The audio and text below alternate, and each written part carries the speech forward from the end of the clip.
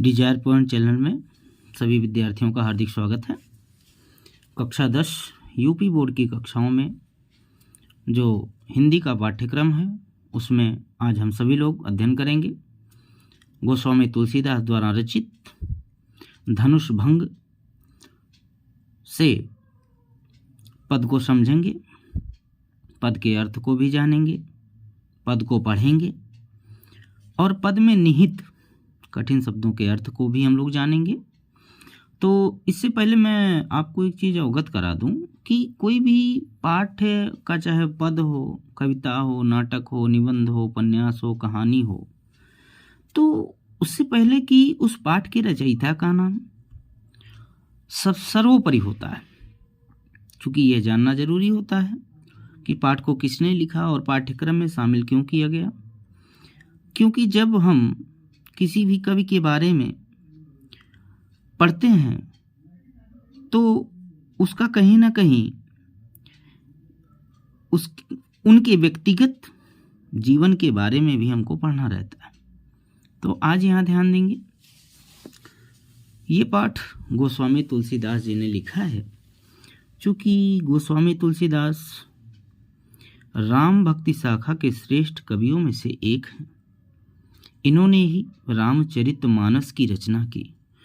अब पद शुरू करने से पहले मैं एक चीज़ आपको बता दूं कि तुलसीदास जो हैं वो रामचरितमानस को लिखा।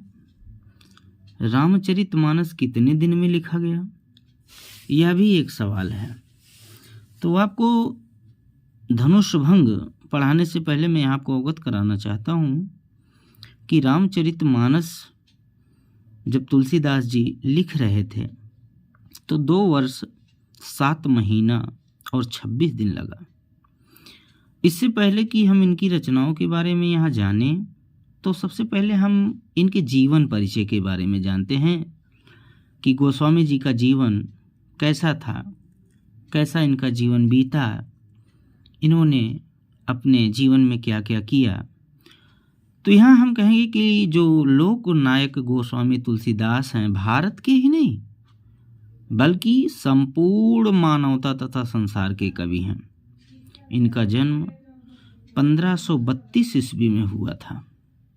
और स्थान के बारे में अगर आपको जानना पड़े, जैसे बच्चे लिखते हैं ना कि जीवन परिचय भी कभी कभी आ जाता है, तो 1532 ईस्वी में इनका जन्म हुआ। और जन्म कहाँ हुआ? राजापुर गांव में हुआ था।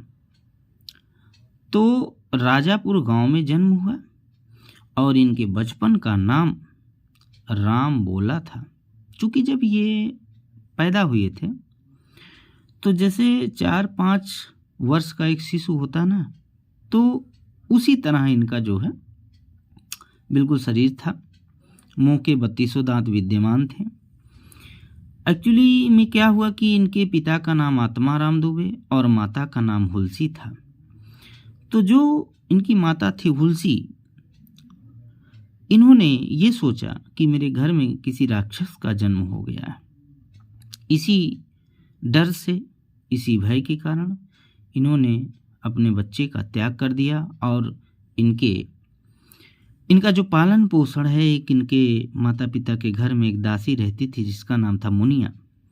मुनिया ने तुलसीदास का पालन पोषण किया और यही तुलसीदास आगे चल करके भक्तिकालीन साहित्य परंपरा में राम भक्ति शाखा के श्रेष्ठ कवियों में गिने गए। इनकी पत्नी का नाम रत्नावली था।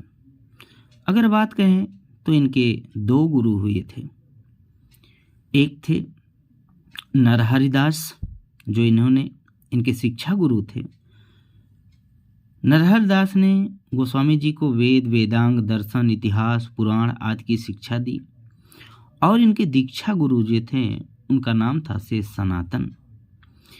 अब यहाँ ध्यान देना ये है कि तुलसीदास का जन्म हमने बताया 1532 ईस्वी में हुआ।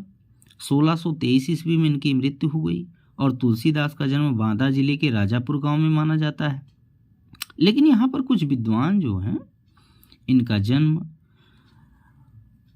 एटा जिले के सोरो नामक स्थान को मानते हैं और तुलसीदास जी सरयू पारीण ब्राह्मण थे।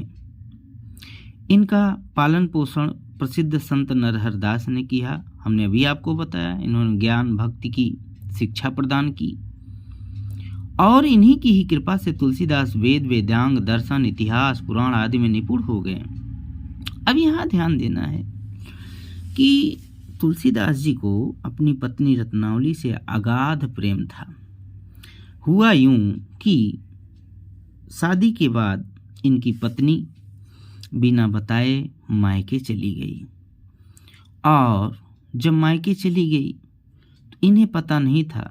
जब इन्होंने पता किया तो इन्हें बड़ा दुख हुआ, चूँकि पत्नी से अत्यधिक प्रेम था और पत्नी के सौंदर्य रूप के प्रति वे अत्यंत आसक्त थे। फिर क्या हुआ कि आंधी तूफान का सामना करते हुए ये भी अपने ससुराल पहुँचे।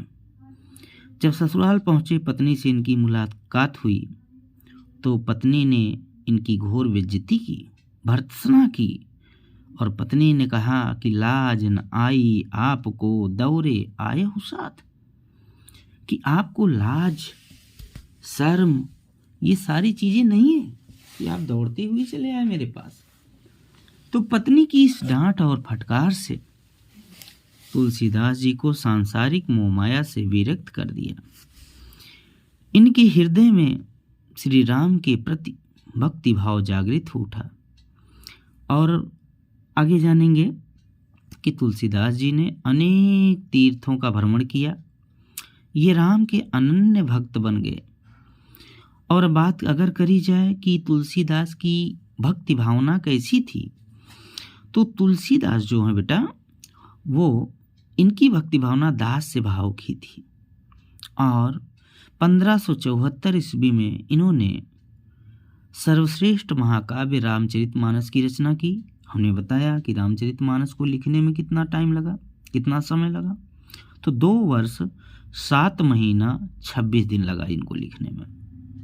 इसके पीछे एक कारण ये भी है कि तुलसीदास जब रामचरितमानस लिख रहे थे तो ये संस्कृत भाषा में लिख रहे थे।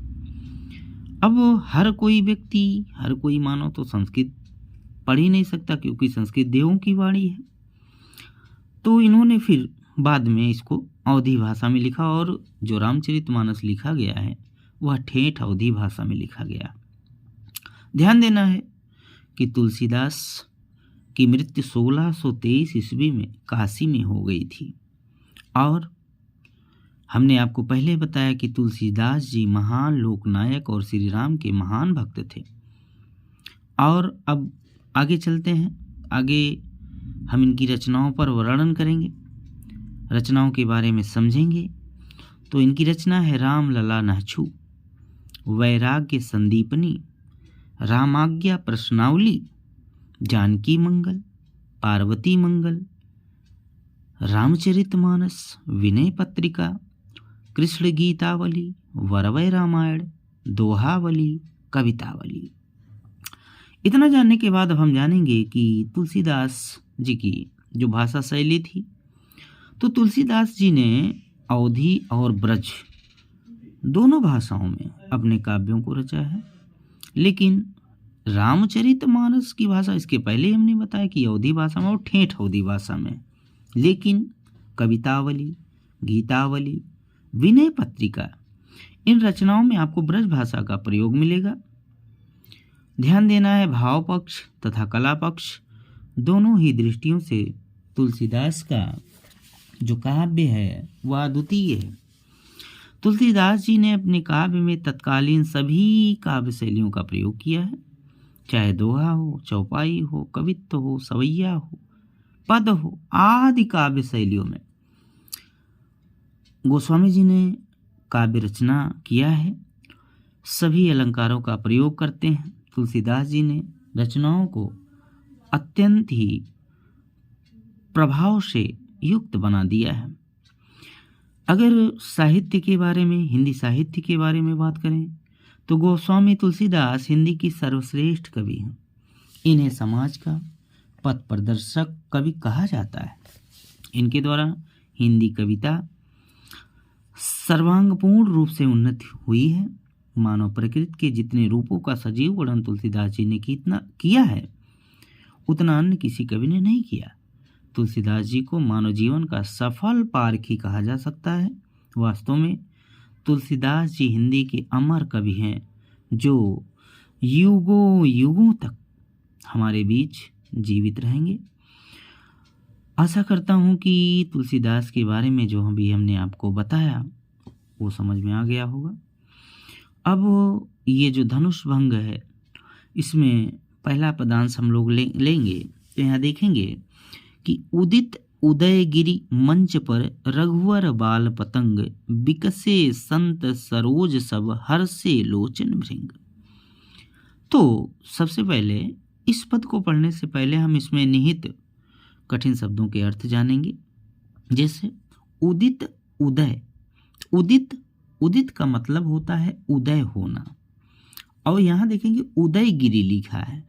उदयगिरि होता है बेटा उदयाचल पर्वत, यानी उदयाचल पर्वत ऐसा कि जिस पर्वत पर सूर्य की किरणें सबसे पहले पड़ती हैं। और यहाँ रघुवर किसके लिए बेटा? तो रघुवर आया है भगवान श्री राम के लिए। और यहाँ देखेंगे कि बाल पतंग, बाल पतंग का मतलब क्या है कि बाल सूर्य यानी प्रातः काल का सूर्य। और बिकसे माने खिल उठे। सरोज किसका पर्यायवाची है? तो जानेंगे सरोज कमल का पर्यायवाची है। और हर्ष माने होता है हर्ष या प्रसन्नता, खुशी। लोचन का अर्थ क्या होता है बेटा? लोचन माने नेत्र, जिसे हम आँख बोलते हैं, अक्षी बोलते हैं। और भृंग किसके लिए आया? भृंग का अर्थ होता है भौरे।